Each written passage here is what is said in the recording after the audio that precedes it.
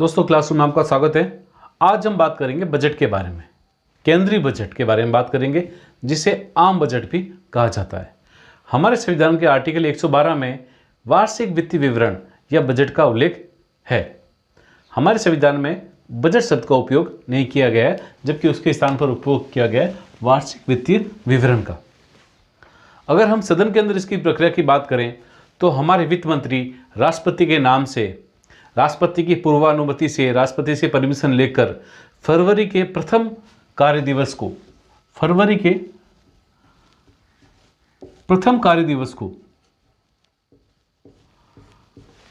हमारे वित्त मंत्री बजट पेश करते हैं। लोकसभा में बजट भाषण देते हैं हमारे वित्त मंत्री।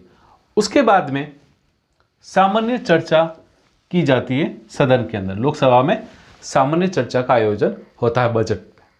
सामान्य चर्चा होने के बाद में 3-4 सप्ताह के लिए सदन में बजट संबंधी प्रक्रिया रुक जाती है और बजट चला जाता है विभागीय समितियों के पास में, जिनकी संख्या है 24। विभागीय समितियों में 3-4 सप्ताह बजट के ऊपर कार्य होता है, औपचारिकता पूरी की जाती है। उसके बाद में वापस बजट आ जाता है सदन में, और जब बजट वापस सदन में आता है विभागीय समितियों से, तो अनुदान मांगे प्रस्तुत की जाती है। सरकार के द्वारा अनुदान मांगे प्रस्तुत की जाती है कि हमारी ये अनुदान मांगे हैं और हमें इनके लिए इतने मद की, इतने पैसे की आवश्यकता है। और अनुदान मांगों की कुल संख्या है 141। प्रश्न बन सकता है, जिसमें से 132 सामान्य बजट संबंधित और 9 मांगे रेलवे संबंधित है। कुल 141 अनुदान मांगे पेश की जाती है। और जब अनुदान मांगे पेश की जाती है, उनके लिए पैसे की डिमांड भी बताई जाती है कि इसके लिए इतना खर्चा होगा, इतने इसके लिए पैसे की आवश्यकता होगी। तब विपक्ष पेश करता है कटौती प्रस्ताव। कटौती प्रस्ताव पेश किए जाते हैं विपक्ष के द्वारा। विपक्ष अपनी ताकत बताने की कोशिश करता है। विपक्ष कोशिश करता है कि किस प्रकार सरकार पर नियंत्रण बनाया जाए, वो जो खर्चे कर रही है उस पर नियंत्रण करने की कोशिश की जाए। और जब ये विपक्ष द्वारा कटौती प्रस्ताव पेश किए जाते हैं, हालांकि ये पास नहीं हो पाते, लेकिन इनका महत्व ये होता है कि जब भी पेश किए जाते हैं तो इस बहाने लगभग संपूर्ण बजट और इसकी मांगों, जो अनुदान मांगे, उनके ऊपर एक अच्छी विस्तृत चर्चा संभव हो पाती है, जो कि लोकतंत्र के लिए एक अच्छा संकेत होता है। अगर कटौती प्रस्ताव की बात करें तो ये 3 प्रकार के होते हैं: सांकेतिक,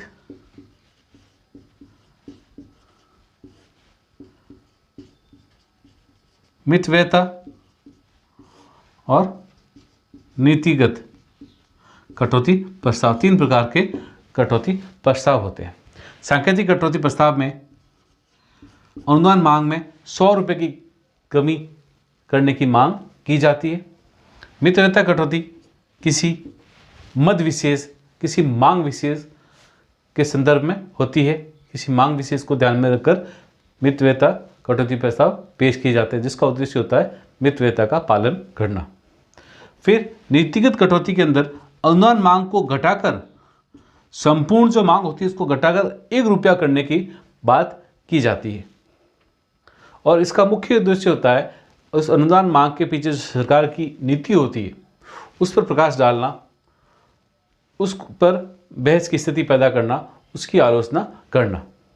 तो ये कटौती प्रस्ताव विपक्ष द्वारा पेश किए जाते हैं, जो पास नहीं हो पाते क्योंकि सरकार का बहुमत पहले से लोकसभा में मौजूद होता है। फिर बात करेंगे विनियोग विधेयक की। जब लगभग एक संपूर्ण प्रक्रिया, एक बहुत बड़ी प्रक्रिया अनुदान मांगे और कटौती प्रस्ताव के द्वारा, एक बहस के द्वारा, चर्चाओं के जो दौर होते हैं उनके द्वारा पूरी हो जाती है, एक बड़ी प्रक्रिया जब बजट की पूरी हो जाती है, तब बजट अंतिम फेज में पहुंच जाता है। और अब आवश्यकता होती है धन की, कि बजट के लिए धन की पूर्ति कहाँ से की जाए। उसके लिए पास किया जाता है विनियोग विधेयक, जिसका उल्लेख है आर्टिकल 114 में, आर्टिकल 114 में उल्लेख है। विनियोग विधेयक जब पास हो जाता है, तब सरकार को बजट के लिए धन की प्राप्ति संभव हो जाती है। अब सरकार संचित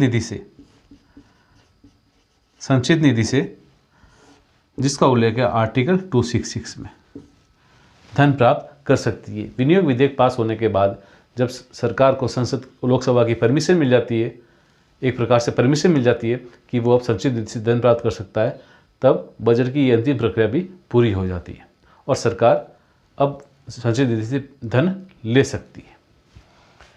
उसके पश्चात राष्ट्रपति के बजट पर हस्ताक्षर हो जाते हैं और बजट पास हो जाता है। अगर संचित निधि की हम बात करें तो ये तो हम पूरी प्रक्रिया हमने देख ली, सदन में होने वाली प्रक्रिया।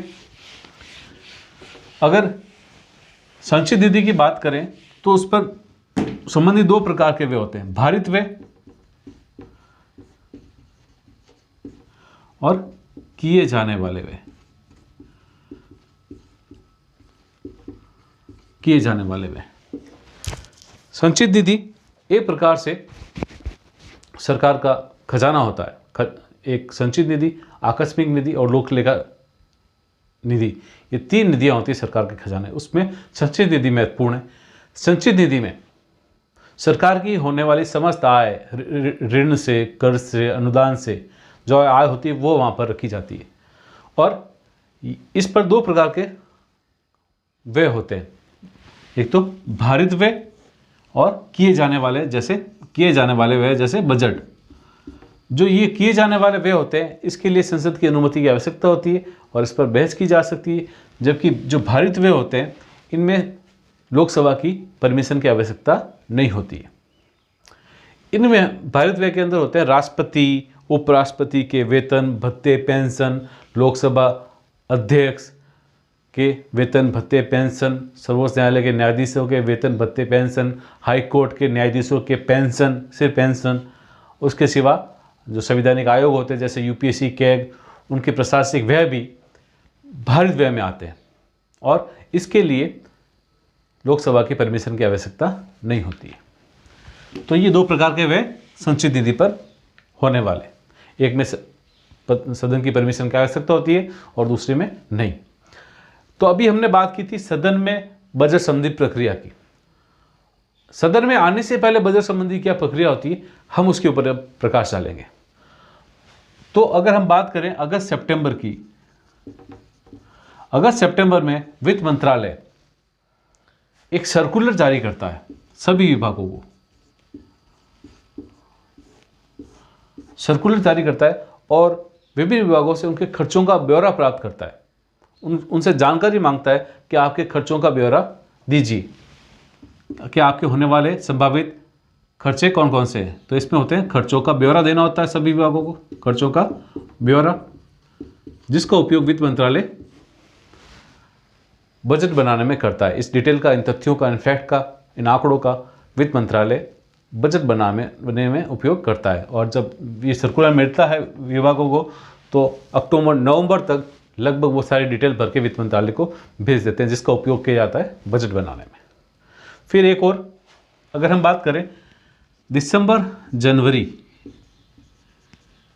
में मंत्रालय या सरकार विभिन्न जो हितधारक होते हैं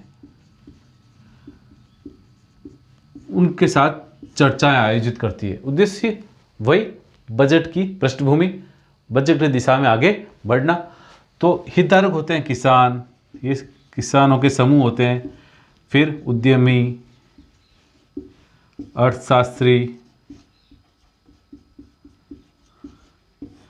औद्योगिक समूह, सिविल सोसाइटी,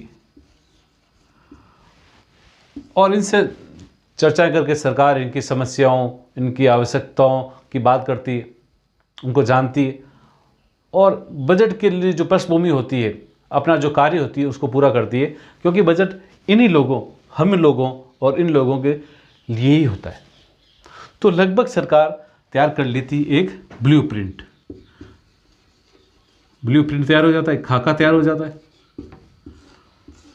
बजट का। धीरे धीरे ब्लूप्रिंट की पृष्ठभूमि और ब्लूप्रिंट तैयार हो जाता है। अब महत्वपूर्ण कार्य होता है प्रिंटिंग का, और ये प्रिंटिंग की जाती है नॉर्थ ब्लॉक में। और नॉर्थ ब्लॉक में जहाँ प्रिंटिंग होती है, यह ध्यान रखा जाता है पूरी तरीके से गोपनीयता का। गोपनीयता महत्वपूर्ण होती है बजट में। आईबी इंटेलिजेंस ब्यूरो सक्रिय होती है कि गोपनीयता भंग नहीं हो पाए। जैमर लगाए जाते हैं नॉर्थ ब्लॉक के अंडरग्राउंड में, जहाँ ये प्रिंटिंग का कार्य होता है वहाँ जैमर लगाए जाते हैं। और वो वहाँ जो ऑफिशियल्स होते हैं, अधिकारी होते हैं, कर्मचारी होते हैं, वो लगभग 10-15 दिन तक पूरी दुनिया से कट के वहाँ पर रहते हैं, अपने घर भी नहीं जा पाते। और इस प्रकार पूरी गोपनीयता बरतने की कोशिश की जाती है और वही प्रिंट किया जाता है बजट को। जो वित्त मंत्री की बजट स्पीच होती है वो सबसे आखिर में प्रिंट की जाती है, 2 दिन पहले। बजट के दस्तावेज लगभग 7 दस्तावेजों में बजट होता है। उसमें एक होती है बजट स्पीच। जो बजट स्पीच का जो दस्तावेज होता है वह होता है हल्के नीले रंग का। इसी प्रकार जो सारे दस्तावेज होते हैं उनके भी अलग अलग कलर होते हैं और एक प्रकार की कलर कोडिंग का उपयोग किया जाता है बजट बनाने में। इसके पीछे भी गोपनीयता ही होती है। तो ये सदन से पहले, सदन के बाहर बजट संबंधी प्रक्रिया या औपचारिकता की हमने बात की। अब कुछ अन्य तथ्यों की बात करते हैं जो इनका संबंध भी बजट से है। 1860 में जेम्स विल्सन ने प्रथम आम बजट को पेश किया। 1924 में रेल बजट को आम बजट से अलग कर दिया गया, जो कि 2017 में जिसको वापस चेंज कर दिया गया। दोनों को एक ही कर दिया गया, रेल बजट को और आम बजट को। अब हम बात करेंगे कुछ वित्त मंत्रियों या प्रमुख नामों की। तो एक नाम है लियाकत अली,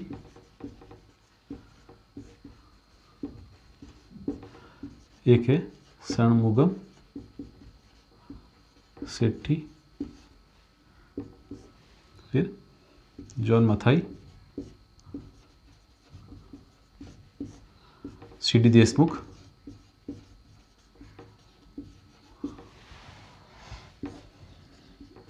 मोरारजी देसाई का नाम आपने सुना ही होगा, श्रीमती इंदिरा गांधी, श्री मनमोहन सिंह और श्री प्रणब मुखर्जी। लियाकत अली ने 1946 में जब अंतरिम सरकार बनी तो अगस्त 1947 से पहले, 1947 जब देश आज़ाद हुआ उससे पहले तक के लिए अंतरिम बजट पेश किया। अंतरिम सरकार का अंतरिम बजट पेश किया गया लियाकत अली के द्वारा 1946 में बनी अंतरिम सरकार के लिए। फिर षणमुगम सेठी के द्वारा जब देश आज़ाद हो गया 1947 में, भारत पाकिस्तान अलग हो गए, तो पहला अंतरिम बजट पेश किया गया आज़ाद होने के बाद, पहला अंतरिम बजट। और जॉन मथाई के द्वारा दूसरे वित्त मंत्री 1949-50 के लिए इन्होंने, जॉन मथाई ने बजट पेश किया। सीडी देशमुख महत्वपूर्ण है, कंफ्यूज नहीं होना है। पहली निर्वाचित सरकार का बजट पेश किया गया सीडी देशमुख के द्वारा। इससे पहले जब जॉन मथाई और षणमुगम सेठी ने बजट पेश किया वो सरकार जनता द्वारा निर्वाचित नहीं थी। फिर मोरारजी देसाई अपने जन्मदिन के दिन इन्होंने बजट पेश किया, ये एक महत्वपूर्ण तथ्य है। इंदिरा गांधी प्रथम महिला बजट पेश करने वाली। मनमोहन सिंह सबसे लंबा बजट भाषण 1991 में, उदारीकरण जब आया, सबसे लंबा बजट भाषण देने वाले वित्त मंत्री। और अगर बजट भाषण के अगर पन्नों की बात करें तो सबसे बड़ा बजट भाषण है प्रमुख बजट भाषण देने वाले व्यक्ति हैं श्री प्रणब मुखर्जी। तो ये कुछ तथ्य, सदन में बजट संबंधी प्रक्रिया, सदन से पहले बजट संबंधी प्रक्रिया, कुछ औपचारिकताएं। अगर आपको क्लास पसंद आती है तो वीडियो को लाइक कीजिए, वीडियो को शेयर कीजिए और चैनल को सब्सक्राइब कीजिए। धन्यवाद।